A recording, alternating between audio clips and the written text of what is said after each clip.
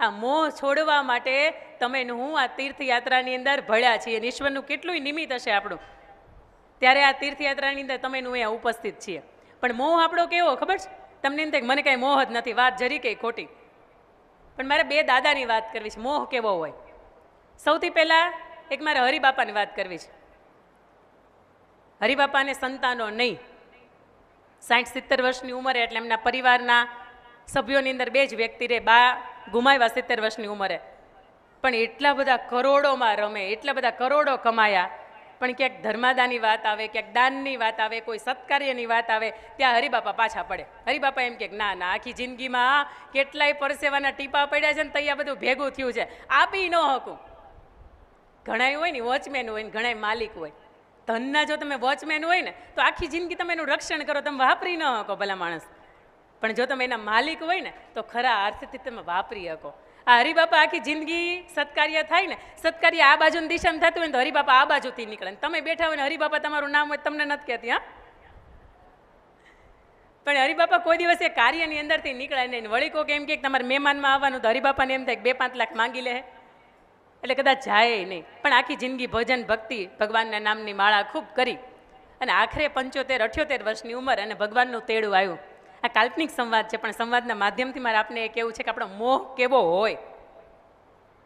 અને ભગવાનનું તેડું આવ્યું ને ભગવાન કે હાલો હરિદાદા હવે હરિના આંગણે. બસ ભગવાન તેડવા આવી ગયા, બેહો બેહો. આપણા ગુજરાતી ને ભગવાનને બેહાડ્યા.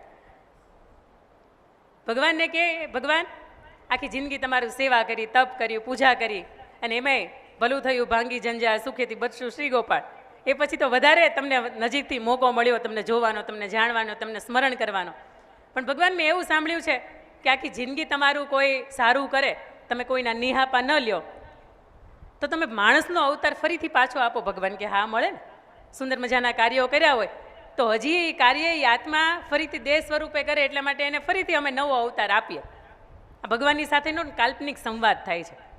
એટલે ત્યારે હરિદાદા એવું કે ભગવાન તમે જોવો ને, મારો બીજો અવતાર મળશે, મને ફરીથી આ મનુષ્યની યોનિમાં જન્મ મળશે. ભગવાન કે હા, પણ હાલો હવે મોડું થાય છે, આ ક્ષણ વિતાવો રહ્યા, સેકન્ડોની અંદર હવે તમારો મારો જીવ લઈને જવાનો છે. મહારાજ ખુદ એને લેવા આવ્યા હતા. અને ત્યારે હરિદાદા એવું કીધું કે બસ હવે અડધી જ સેકન્ડ મને આપો તમે, અને હું આવું તમારી યારે. જો ચપ્પલ તૈયાર તમારી સાથે આવવા માટેની, બસ મારી યાત્રાનો મેં થેલો કીધું એનો ભરી લીધો છે. આ થેલો કેનો ખબર છે? કર્મોનો. કોકના હૃદયની અંદર તમે જે ટાઢક વાવી છે ને એનો થેલો છે. અને હરિદાદા અંદર ઓરડાની અંદર ગયા. આખી જિંદગી કોઈને આપ્યું નહોતું, હં કાંઈ આખી જિંદગી ક્યાંય વાપર્યું નહોતું. હરિદાદા ઓરડાની અંદર ગયા અને ભગવાનને પહેલાં પૂછતા ગયા કે ભગવાન હવે તમે મને કહી જ દીધું છે કે મારો અવતાર છે એ મનુષ્ય રૂપે આવવાનો, તો હવે એ કહી દો ને ક્યાં જન્મવાનું છે. ભગવાન કે આ વધી જાય છે. આખી જિંદગી તમે તપ કર્યું, સેવા પૂજા કરી, પણ હવે આ વધી જાય છે, આટલી બધી નિકટતા હારી નહીં. ભગવાને છતાંય એના કાલ્પનિક સંવાદ હતો. ભગવાને એને કીધું કે તમારા કુટુંબની અંદર અર્જુનભાઈનો દીકરો રોહિત છે, એના ઘરના આણું ગયા છે ને, એને 4 દિવસ પછી સંતાન નાનું થવાનું છે, અને એના સ્વરૂપમાં ફરીથી દાદા તમે તમારા ને તમારા કુટુંબમાં આવવાના. દાદા મોજમાં આવી. દાદા કે હવે થોડીક જ વાર, સેકન્ડ ખમો, હું આવ્યો. દાદા રૂમની અંદર ગયા. આખી જિંદગીના કાગળિયા ભેગા કર્યા હતા, ક્યાં કેટલી આપણી સંપત્તિ છે, અને બધી મિલકત હતી ને લખ્યું. અર્જુનનો છોકરો રોહિત, એને ત્યાં દીકરાની વહુ આણું ગઈ છે, અને એને ત્યાં જે પણ સંતાન નાનું થાય ને એને હું બધું આપીને જાઉં છું. બોલો મોહ આપણો આવો છે. આખી જિંદગી કમાણા કોઈની આટું વાપરવું જ નથી, ભેગું કરીને જવું છે. ઘણી વખત આપણે વાત કરીએ ને કે આગલા જન્મનું તે કાંઈ ડાયટું હતું એમ, પણ જે માણસ પોતાના માટે વાપરી જાણે ને એને તો દુનિયા ઓળખે જ, પણ જે માણસ સમાજ માટે વાપરી જાણે ને એને તમારી 7 પેઢીના નામ ઓળખે. આ કાકાને ક્યાં વાંધો હતો કાંઈ. કાકા કદાચ ગઈકાલે મેં વાત કરી હતી ત્યારે કે સિંગાપોરની યાત્રામાં ગયા, 20 લાખ રૂપિયા ખર્ચીને આવ્યા. તરત સ્મરણ થયું કે આ 20 લાખ રૂપિયા હું મારા લોકો માટે વાપરું, સમાજ લોકો માટે વાપરું, મારી સાથે જે જોડાયેલા લોકો છે એની માટે વાપરું, તો આ કેટલા બધા લોકો છે એમની તીર્થયાત્રા થાય. અને ત્યારે જ્યારે સમાજ માટે વાપર્યા ને ત્યારે એ યાદ આવ્યા. પણ મોહની વાત મારે બીજી કરવી છે તમને. બીજા એક કાકા હતા, એનું નામ રામજી દાદા. અને રામજી દાદાની જમીન, તમે ગામડાની અંદર જમીન હશે તમને ખબર હશે, કપાતમાં જાય ને ક્યાંક એટલે તમને ગવર્મેન્ટ તરફથી પૈસા આપે. તે દાદાની જમીન હતી ને ગામની અંદર તળાવ બન્યું ને તળાવની અંદર વહી ગઈ, એટલે ગવર્મેન્ટ તરફથી 2 કરોડ રૂપિયા આવ્યા. રકમ નાની નથી હો, ફરીથી સમજજો. 2 કરોડ રૂપિયા આવ્યા. દાદાએ એની જિંદગીમાં કોઈ દિવસ રામજી દાદાએ 2 કરોડ રૂપિયા જોયા નહીં, અને વાપરે ને તો 1 રૂપિયાનો હિસાબ રાખે. આવી રીતે પોતે આખી જિંદગીમાં વાપરે. 2 કરોડ એક હારે આવ્યા એટલે 2-5 મિત્રોને બોલાવ્યા કે આ 2 કરોડનું રોકાણ કરવું ક્યાં. એટલે તરત જ એના 2-4 મિત્રો હતા, કોઈ એવું કીધું કે બેંકમાં મૂકી દેવાય દાદા, આ ક્યાં તમારે ખોટા છે, તો વ્હાઇટના જ છે ને, તમારે આવ્યા છે ને તમારે રાખવા છે બેંકમાં. એટલે તરત કોકે એવું કીધું બેંક ઉઠી ગઈ હોય તો કરવું હું. આ આલિયા માલિયા જેવા છે એ કે હોનું લઈ લેવાય, તો કે હોનું આજ 1.5 લાખમાં લીધું હોય, 2.5 લાખમાં લીધું હોય, ને કાલે વારમાં વધઘટ થઈ હોય તો અફસોસ થાય. ચાંદી 80-85 હજાર લઈ લીધું તો સારું હતું, અત્યારે 3.5 લાખ સુધી ઊભું થઈ ગયું, અને અત્યારે 3.5 લાખે લીધું હોય ને કાલે વારમાં ડાઉન ગયું હોય એટલે તરત અફસોસ થાય.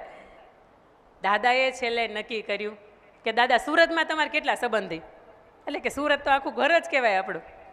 સુરતની અંદર કે હીરાનો ધંધો બહુ સારો. દાદા એવું કરાય 2 કરોડ રૂપિયાને તમે હીરા લઈ લો ને, થોડાકમાં હચવાઈ જાય, મગજમારી નહીં, પણ જોજો થોડાક સીવીડી એમાં આવી ગયા છે.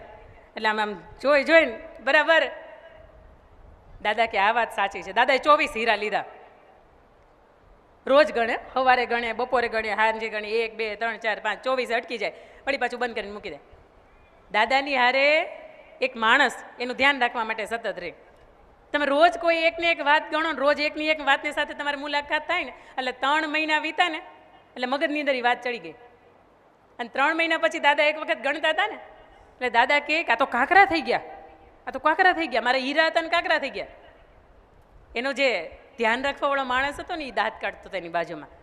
એટલે કે એ દાંત મુકાડે, તું જો, તું કાંકરા થઈ ગયા, જો તું એક જ સાક્ષી જો, રોજ હું ગણું છું એના. અને ત્યારે એ માણસ એ દાદાને વાત કરી કે દાદા જેને વાપરવા હોય ને એના માટે હીરા કામના છે, જેને ગણવા જોઈએ એને કાંકરા હોય હીરા હોય, શું ફેર પડે. આખી જિંદગીમાં જો કદાચ આપણે ગણ્યા હશું ને તો એ કાંકરા થઈ જતા વાર નહીં લાગે. પણ આ સૌજીભાઈ એનો પરિવાર, આખો સમગ્ર પરિવારે સમાજ માટે જ્યારે વાપરી જાણ્યા છે ને ત્યારે એ ચહેરા ઉજળા છે. તમે જોજો ચહેરાની ઉંમર મેકઅપ ન કર્યો હોય છતાંય ચહેરો ઉજળો ક્યારે લાગે ખબર છે? 2 કામથી લાગે. એક કે તમે તમારા પરિવાર માટે ઘસાઈ ગયા હોય ત્યારે તમારો ચહેરો ઉજળો હોય, અને બીજું કે તમે સમગ્ર સમાજ અથવા તો તમારી સાથે જોડાયેલા લોકો માટે નિસ્વાર્થ ભાવથી ઘસાઈ ગયા હોય ને ત્યારે તમારા ચહેરા ઉજળા હોય. બાકી એ લોકોને મેકઅપ કરવાની જરૂર ન પડે. આ હીરો હિરોઈનના મંચના કલાકારો બધા ઉજળા લાગે એનું કારણ એ કદાચ મેકઅપ થતો હોય, પણ મેકઅપ વગરના ચહેરા છે ને સુંદર અને ઉજળા ત્યારે લાગતા હોય કે જ્યારે નિસ્વાર્થ ભાવથી પોતાના માટે અને પોતાનાઓ માટે ઘસાતા હોય ત્યારે.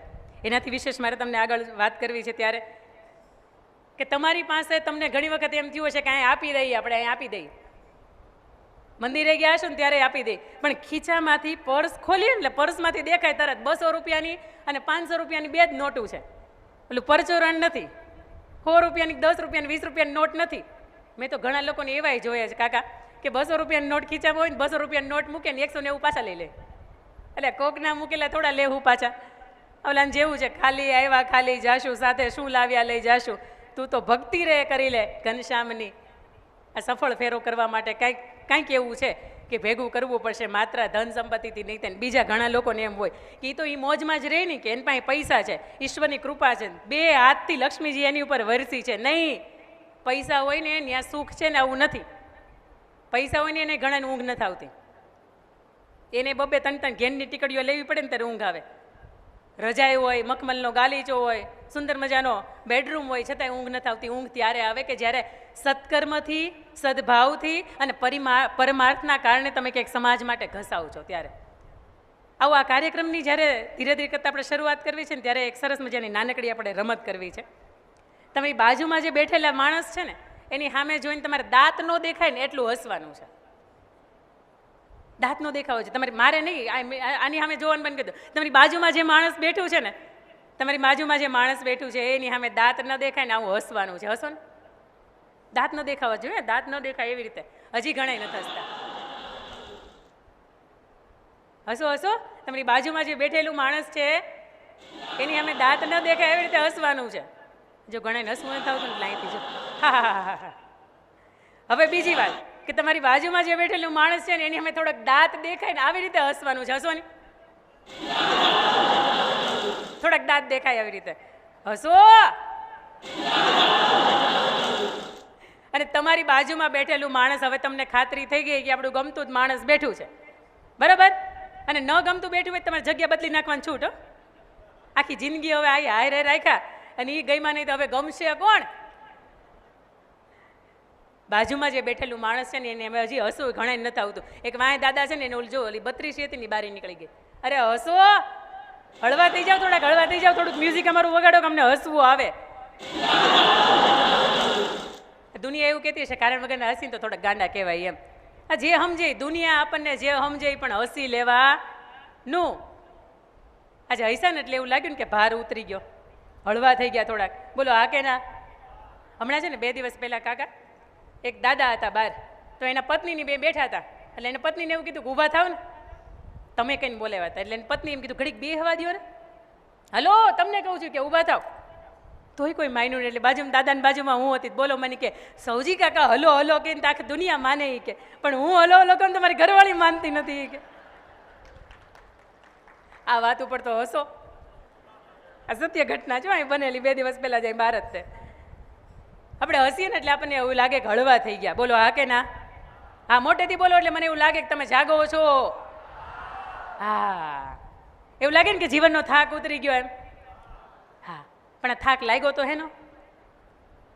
આ થાક 2 વાતનો લાગ્યો હતો. જીવનનો કોઈ પણ માણસ છે ને એને 2 વાતનો થાક લાગે. એક વાત,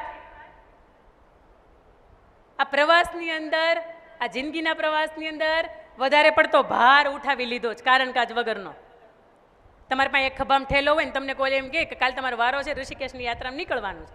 તમને ખબર છે કદાચ પલ્લી જાય તો એકાદી જોડી છત્રી નાખી દેવું, એકાદો નેપકિન નાખશું અને એકાદી પાણીની બોટલ નાખશું, કદાચ ખાખરાનું પેકેટ નાખશું, આનાથી વિશેષ કાંઈ નહીં. બરાબર? 1 દિવસની યાત્રા છે, તમને ખબર છે આટલું જ લઈ જવાય. પણ આખી આ જિંદગીની યાત્રા છે ને એની અંદર કાલ તમે અનુભવ કરજો, જે જવાના આવશે ને એ અનુભવ કરજો. તમારી બેગની અંદર 2-4 જોડી ચપ્પલ નાખજો ને 2-4 જોડી કપડાં નાખજો ને પછી આ ઠેલો છે ને એ ખંભે રાખીને આખો દિવસ રખડજો. આ ખંભાને કેટલો થાક લાગે છે ને એનો અનુભવ કરજો. આખી જિંદગીનો આ વધારાની વસ્તુનો, વધારાની વાતોનો, જે વાહિયાત વાતો હતી, આ બધાયનો ભાર છે ને અહીંયા રાખ્યો છે ને આ એનો થાક લાગ્યો હતો. આની જ્યારે હશે ને ત્યારે હળવો થઈ ગયો. બીજો થાક કેનો લાગ્યો છે ખબર છે? મારી પાસે છે ને એક રૂમાલ છે, જો આ એક રૂમાલ દેખાશે તમને, સમજજો. આખી જિંદગી છે, આજે આખી જિંદગી. આ બીજો ભાર હેનો લાગ્યો છે? ગાંઠવાળી કચકાવીને મારી, બીજી ગાંઠવાળી, બીજી કચકચાવીને મારી. આને 2 મારીશ, બરાબર? અને મારી પાસે એક બીજો રૂમાલ છે, એને હું એક મારું છું અને હળવી મારું છું, હળવી. હા, હવે તમારે જવાબ દેવાનો છે. આ કઈ ગાંઠ પહેલાં ખુલશે? શું કામ એને? આ હળવી છે, સમજજો. અને આ 2 કચકચાવીને વાળી છે. આ હળવી ગાંઠ છે ને એ ખુલી જાય અને એક જ પ્રયત્ન, બહુ નાના એવા પ્રયત્નથી ખુલી જાય. અને આ ગાંઠ છે ને આ એના માટે ઘણો લાંબો પ્રયત્ન અથવા તો દાંત લેવો પડશે, ત્યારે ખુલશે. સંબંધોમાં છે ને, સંબંધોમાં આખી જિંદગી આપણે આ કચકચાવીને ગાંઠું મારવાનું કામ કર્યું છે. આ ગાંઠ છે ને એકાદી વખત પડી જાય ને, જે માણસની હારે, જે સંબંધની હારે, જે ગમતા પાત્રની હારે, અને આ ઈ જ સેકન્ડની અંદર થોડા જ દિવસો, હમણાં બેને વાત કરી હતી, બીજા જ દિવસે સોરી કહીને આ ખુલી જાય છે ને, આ તો ખુલી જાય, સમજો. આખી જિંદગી બહુ સરસ મજાની ગાંઠ વગરની જાય, પણ આખી જિંદગી જ્યારે અંત સમય આવે ને ત્યારે એક વખત તમારું લિસ્ટ તો કરજો કે આખી જિંદગીમાં ગાંઠું કેટલાની યાર વાળીશ. અને ગાંઠું વાળે એની વાંધો નથી, આ કદાચ કચકચાવીને વળી ગઈ, કેટલી વખત ઉખેડવાનો પ્રયત્ન કર્યો છે. આ તો ગાંઠ એક વખત વળીને એટલે બીજી વાળતા જાય, ત્રીજી વાળતા જાય, ચોથી વાળતા જાય. અલા ભલા માણસ, તમારે ઘરનો પ્રસંગ હોય છતાંય આપણે કેવું શું કહીએ ખબર છે? એ આવશે ને તો હું નહીં આવું, તમે હું રાજાશાહી છો?